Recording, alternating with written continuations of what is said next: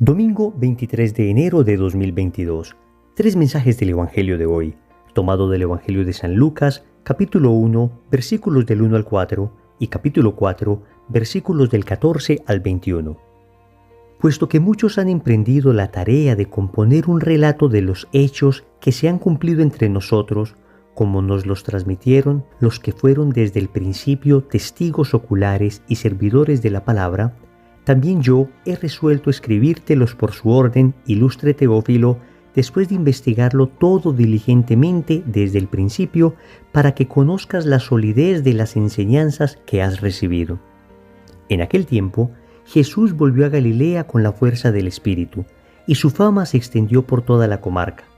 Enseñaba en las sinagogas y todos lo alababan. Fue a Nazaret, donde se había criado.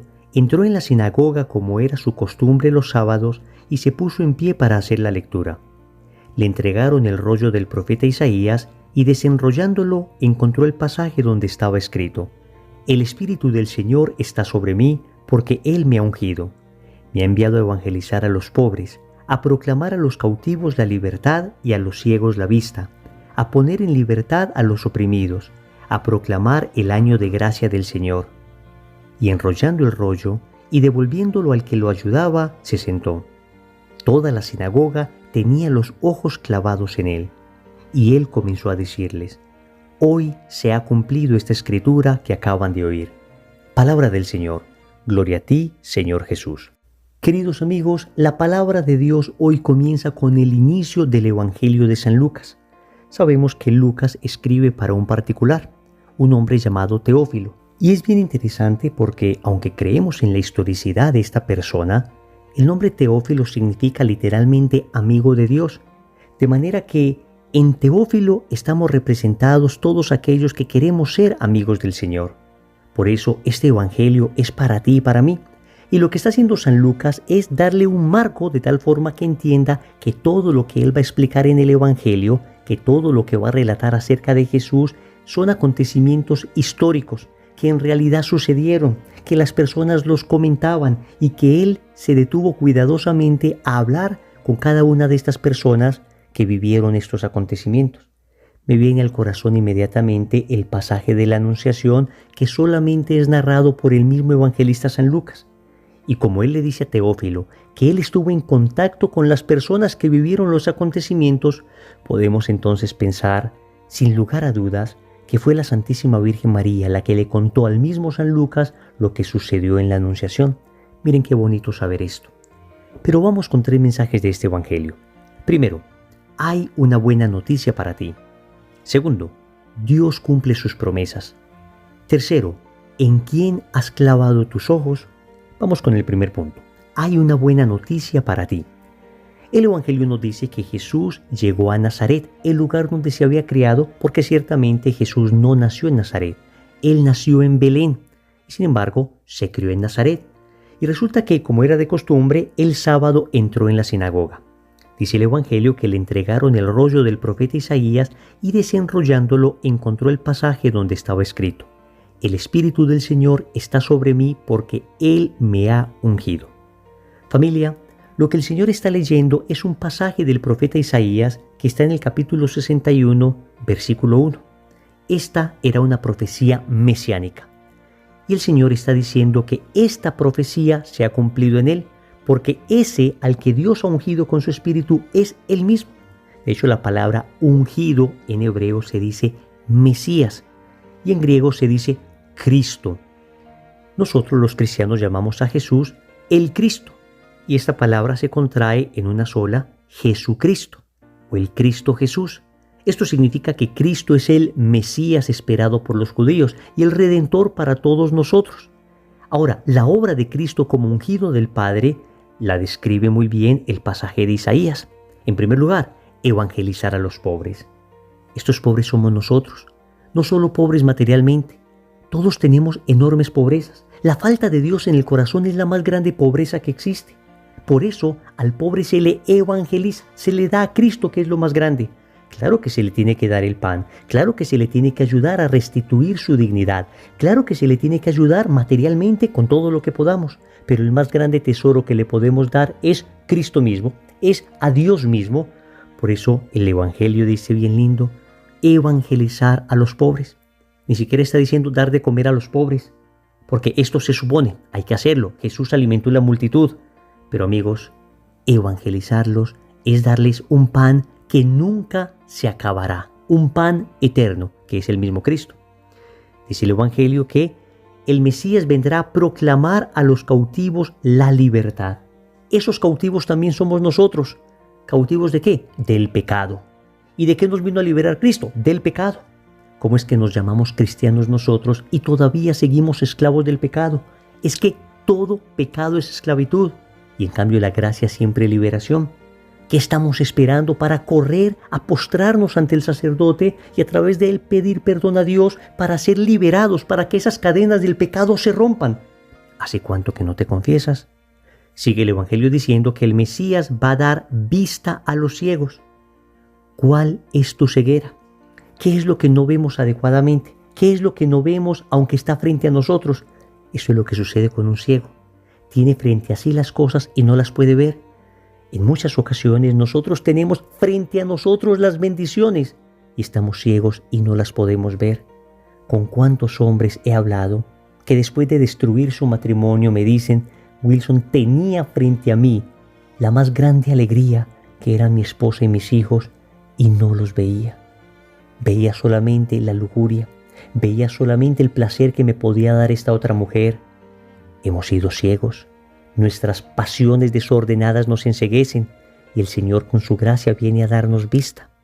Sigue el Evangelio diciendo, a poner en libertad a los oprimidos. ¿Qué te oprime en este momento? ¿Qué te genera tristeza? ¿Qué te genera angustia? ¿Qué te genera dolor? ¿Qué estrecha tu corazón? ¿Qué aplasta tu pecho en este momento? Pues el Señor viene a darte alegría, libertad, felicidad. Todos los que vivíamos en el pecado, todos los que vivíamos lejos de Dios y ahora hemos experimentado su presencia sin ser todavía santos. Y acá no es que estemos diciendo que ya vamos muy adelante, pero tenemos que reconocer que todos aquellos que vivimos en esa oscuridad y hemos sido tocados por el Señor, experimentamos de verdad cómo nuestro corazón ya no está oprimido, cómo nuestro corazón se ha liberado. El Señor dice que este Mesías viene a proclamar el año de gracia del Señor. Y esto viene del libro del Levítico, capítulo 25, versículo 10, que nos dice en qué consiste ese año santo, ese año de gracia. Dice así, será para ustedes un año santo, un año en que proclamarán una amnistía para todos los habitantes del país. Será para ustedes el jubileo. Los que habían tenido que empeñar su propiedad la recobrarán. Los esclavos regresarán a su familia. Miren qué bonito esto. Ese año de gracia es un borrón y cuenta nueva. Es un empezar de nuevo. Y eso es lo que sucede cuando una persona conoce a Dios. El Señor le da la oportunidad de empezar de nuevo. No importa cuánto pecado haya cometido. No importa cuánto dolor haya dejado en el camino. El Señor, cuando le concede a una persona la conversión, también le concede la gracia de reparar todo lo que ha hecho y de hacer a esta persona nueva. Ciertamente asumimos las consecuencias de lo que hicimos, pero es que ahora las asumimos con el Señor, las asumimos reparando todo lo que hicimos y recordando aquello que dice el Apocalipsis, he aquí que yo hago nuevas todas las cosas. Familia, hay una buena noticia para nosotros, y es que nuestro Mesías, nuestro Señor, viene a liberarnos, viene a rescatarnos, viene a darnos nueva vida. Y en medio de tantas malas noticias, es maravilloso escuchar hoy esta buena noticia del Evangelio. Segundo, Dios cumple sus promesas. Al finalizar el Evangelio, el Señor le dice a todos los de la sinagoga, hoy se ha cumplido esta escritura que acaban de oír. Familia, ya lo dijimos, esta era una profecía del libro de Isaías, que se había escrito unos 7 siglos antes de Cristo. Isaías capítulo 61, versículo 1. Lo que el Señor les está diciendo es que hace 7 siglos esto se profetizó y hoy se está cumpliendo, porque la palabra de Dios se cumple. Y esto es importante que lo tengamos frente a nosotros permanentemente. En medio de las crisis de fe, en medio de los ataques que el mundo nos lanza, recordemos siempre que estamos del lado de la palabra de Dios, que es palabra que se cumple, que es palabra que no pasará, aunque el cielo y la tierra pasen. Y esto nos llena de confianza, porque si esta profecía de Isaías se cumplió 7 siglos después, entonces todas las profecías de la Biblia se cumplen. Todas las promesas del Señor se cumplen. Recordemos aquella que aparece en Mateo capítulo 6, versículo 33. Buscad primero el reino de Dios y su justicia, y todo lo demás se os dará por añadidura. Hay una promesa del Señor para aquellos que le ponen a Él de primero, para aquellos que reorganizan su vida y establecen la prioridad adecuada. Hasta ahora nosotros hemos puesto primero el dinero, primero el placer, primero el poder, incluso primero cosas buenas, nuestra familia, nuestra salud. Pero el Señor nos dice, no, todo esto puede ser importante, pero lo primero soy yo. Al punto que todo lo otro se puede perder, pero no me pierdas a mí. Porque si le tenemos a Él, lo tenemos todo. En efecto, cuando amas a Dios, cuando le pones en el primer lugar, cuando en tus decisiones lo primero es el santo temor de Dios, entonces todo lo demás se da por añadidura. Es una promesa y se cumple. Hay otra bellísima promesa en el Antiguo Testamento que a mí me encanta. Está en Isaías 41:10 y dice el Señor, no temas, pues yo estoy contigo. No mires con desconfianza, pues yo soy tu Dios. Yo te he dado fuerzas, he sido tu auxilio y con mi diestra victoriosa te he sostenido. Hasta aquí el texto bíblico. Qué tremenda promesa. Qué confianza podemos tener en ese Dios que está asegurándonos que en medio de las dificultades, que en medio de los dolores, que en medio de los temores, Él está con nosotros. Óyeme, Dios está de tu lado. Por supuesto no puede aplaudir lo malo que hacemos, pero aún así está al lado de nosotros para llevarnos a la conversión, para llevarnos a la sanación, para llevarnos por el camino del bien, para perdonarnos. Y cuando seguimos sus caminos, está con la fuerza de su Espíritu Santo en plenitud para ungirnos de tal forma que superemos las dificultades que en ocasiones nos causan miedo. ¡Qué promesas tan lindas! Y así podríamos mencionar centenares de promesas que Dios tiene para cada uno de nosotros. Lo importante es que nosotros le pongamos a Él de primero, que Él sea lo más importante en nuestra vida. Tercero, ¿en quién has clavado tus ojos? El Evangelio dice una bellísima expresión. Toda la sinagoga tenía los ojos clavados en Él, los ojos clavados en Jesús. La pregunta que el Evangelio nos hace hoy es, ¿en qué te enfocas en la vida? ¿En quién tienes clavados tus ojos? ¿En qué tienes tus ojos puestos? ¿Qué es lo más importante para ti? En el mundo nos enseñan que debemos clavar los ojos en el dinero y entonces debemos conseguirlo a como dé lugar. Que debemos enfocarnos en conseguir fama, en ser reconocidos, en conseguir poder. Que debemos desgastar nuestra vida en conseguir placer. Nos enfocan mal, porque cuando tenemos todas estas cosas, nos damos cuenta que lo único que hay en nuestro corazón es más vacío, son heridas y heridas que hemos causado también a otras personas. Tener los ojos fijos en Jesús es, como lo decíamos ahora, ponerlo a Él en el primer lugar en todo lo que hagamos. Eso es lo que se conoce como la rectitud de intención. Para todas aquellas cosas que yo vaya a hacer, tengo un principio, y es que Dios es lo primero. Jamás voy a violar la ley de Dios por conseguir nada en la tierra, por apetecible que sea.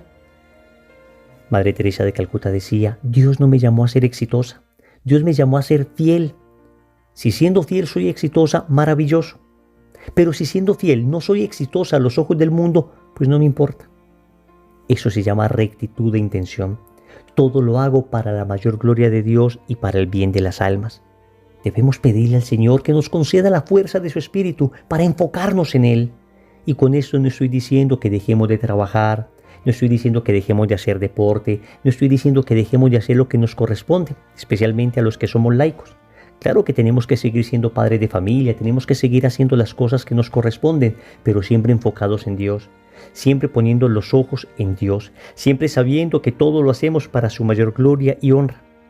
También debemos aprender a clavar los ojos en Jesús y Eucaristía, a ir más al Santísimo, a visitar a Jesús que nos espera allí, porque en cualquier otro lugar podemos experimentar una presencia espiritual de Jesús, pero cuando vamos donde Jesús y Eucaristía, estamos ante Él, que con su cuerpo, sangre, alma y divinidad se ha quedado con nosotros bajo la apariencia del pan. Clavemos nuestros ojos en Jesús y Eucaristía, visitémoslo más, quedémonos después de la Santa Misa un rato adorándole. También aprendamos a clavar los ojos en Jesús que vive en el pobre, Hemos ignorado el dolor de nuestro hermano. Hemos ignorado el sufrimiento de las personas que están en la calle, de las personas que padecen no solo pobreza física, sino pobreza espiritual. No solo pobreza de dinero, sino pobreza de salud tal vez. Y los ignoramos. Y Jesús dijo, todo lo que hacen con uno de estos mis pequeños, conmigo lo hacen. Aprendamos a clavar nuestros ojos en la necesidad de nuestro prójimo, no solo para contemplar esa necesidad, sino para aliviarla en la medida en que podamos. Oremos. Amado Señor, gracias por la buena nueva del Evangelio. En medio de tantas malas noticias que recibimos a diario, nos llena de emoción saber que tú tienes para nosotros una buena noticia. Y esa buena noticia eres tú mismo. Te doy gracias porque cumples todas las promesas que me haces. Todas las promesas contenidas en la palabra de Dios para mí, tú las cumples y yo las he visto realizar en mi vida. Perdóname porque me ha faltado tanta fe, perdóname porque no te he puesto de primero, perdóname porque no he tenido mis ojos clavados en ti, sino en tantas cosas del mundo, en placer, poder, tener. Pero hoy Señor, regreso mis ojos hacia ti y te vuelvo a mirar y te vuelvo a poner como el número 1 en mi corazón. Señor, dame lo que me pides y pídeme lo que quieras. Amén. Recordemos entonces, primero, hay una buena noticia para ti. Segundo, Dios cumple sus promesas. Tercero, ¿en quién has clavado tus ojos? Compromiso. Después de la Eucaristía de hoy, vamos a tratar de estar 5 minutos en oración. En el nombre del Padre, y del Hijo, y del Espíritu Santo. Amén.